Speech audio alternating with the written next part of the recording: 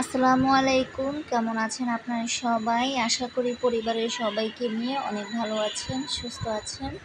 আলহামদুলিল্লাহ, আমরা আল্লাহ পাকের অসীম রহমতে আমাদের পরিবারের সবাইকে নিয়ে বেশ ভালোই আছি।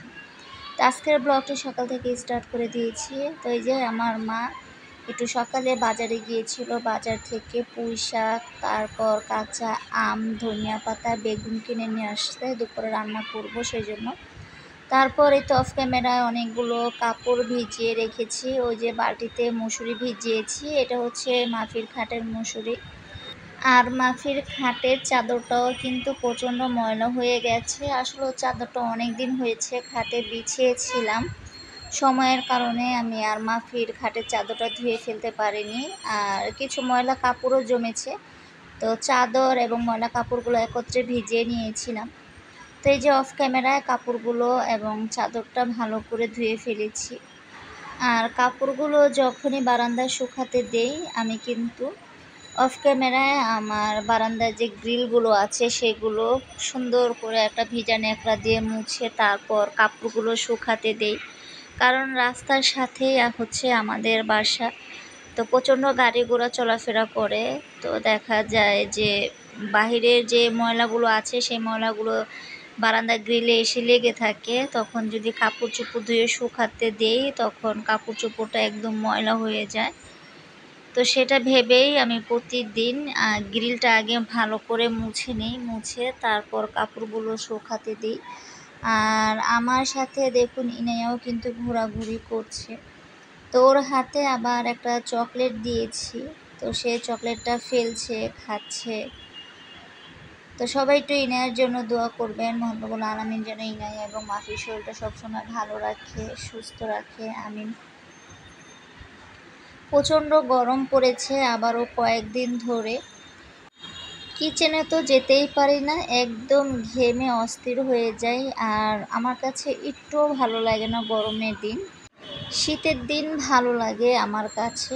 শীতের দিন দেখা যায় এক জায়গায় দাওয়াত খেতে গেলেও শান্তি, ঘুরতে গেলেও শান্তি, বেড়াতে গেলেও শান্তি, এবং সব কিছু খাওয়া দাওয়া করেও কিন্তু শান্তি লাগে, তাই না?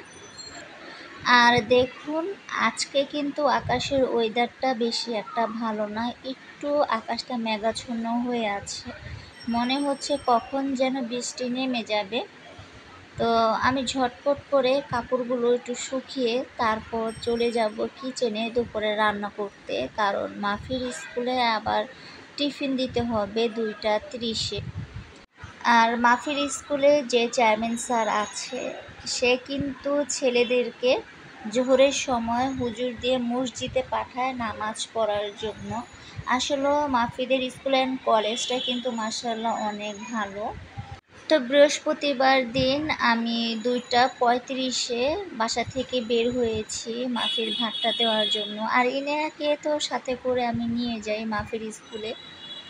তো আমি 2টা 35-এ স্কুলে গিয়ে খালাকে জিজ্ঞাসা করলাম যে খালা টিফিন টাইম দিয়েছেন কিনা। তো খালা বলল যে টিফিন টাইম আর 5 মিনিট পরে দিব, মানে 2টা 40-এ টিফিন টাইম দেয়।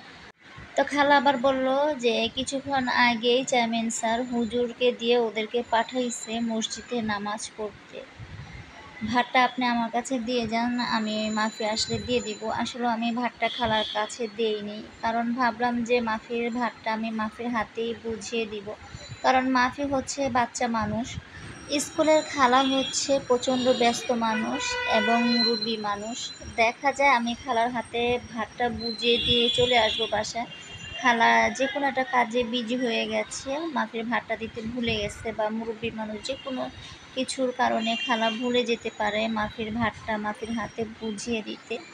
সেজন্য আমি গত বৃহস্পতিবার ইনেয়াকে নিয়ে আধা ঘন্টার মতো স্কুলের সামনে দাঁড়িয়েছিলাম মাফির ভাতটা দেওয়ার জন্য। মাফি জোহরের নামাজ পড়ে স্কুলে আসছে, তখন আমি ভাতটা মাফিকে দিয়েছি, বললাম যে ঝটপট করে ভাতটা খেয়ে নাও, কারণ কিছুক্ষণ পরে টিফিন টাইম শেষ হয়ে যাবে। তারপর এই তো দেখুন খাটের চাদর ওঠানোর পর খাটের কি অবস্থা। অফ ক্যামেরা চাদরটা বিছিয়ে নিয়েছি চাদরের, তারপর ঘরটা আমি ঝাড়ু দিয়ে নিয়েছি। এখন ঘর দুটোটা আমি একটু মুছে ক্লিন করব, সেজন্য পানি নিয়ে আসছে। আর দেখুন ইনায়া কি করেছে, সেই পানির বালতিতে উঠে বসে রয়েছে। আমি কিন্তু কয়েকটা ভিডিওতে বলি যে ইনায়া পানি পেলে ইনায়ার আর কিচ্ছু লাগে না। দেখুন সে পানি দিয়ে কেমনভাবে খেলা করছে। আমি বারবারই ডাকছি, ইনায়া উঠো, তোমার তো এমনি ঠান্ডার সমস্যা, তুমি আজকে পানিতে বসে থাকবে, কালকেই তোমার নাক দিয়ে পানি পড়তে থাকবে, সর্দি কাশি লেগে যাবে। তো জোর করে আমি আবার ইনায়াকে পানি থেকে তুলে নিয়েছি। তোলার পর প্রচণ্ড কান্নাকাটি করলো। আমি আবার অফ ক্যামেরা রুম দুটোটা একটু মুছে ক্লিন করে ফেললাম। তারপর এই তো চলে এসেছি কিচেনে রান্না করতে। অলরেডি রান্না চুলা বসিয়ে দিয়েছি। আজকে দুপুরে আমি এই তো চিকেন রান্না করছি। এটা হচ্ছে কক মুরগি। তো কক মুরগিটা একটু হালকা ঝোল রাখবো এবং হালকা ভুনা ভুনা করব। আমি এই যে দেখুন কক মুরগি তরকারির উপরে দিয়ে নিলাম প্রায় 4 থেকে 5টি দেশি রসুন।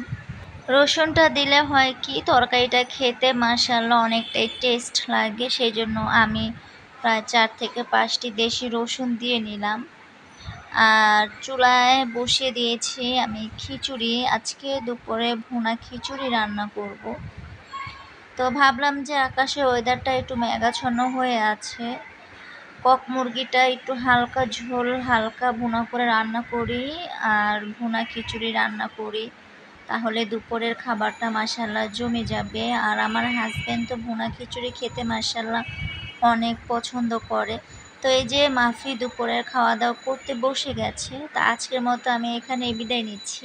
আবারও দেখা হবে আপনাদের মাঝে নেক্সট ভিডিওতে। আপনারা ভালো থাকবেন, সুস্থ থাকবেন, আমাদের জন্য বেশি করে দোয়া করবেন। আল্লাহ হাফেজ।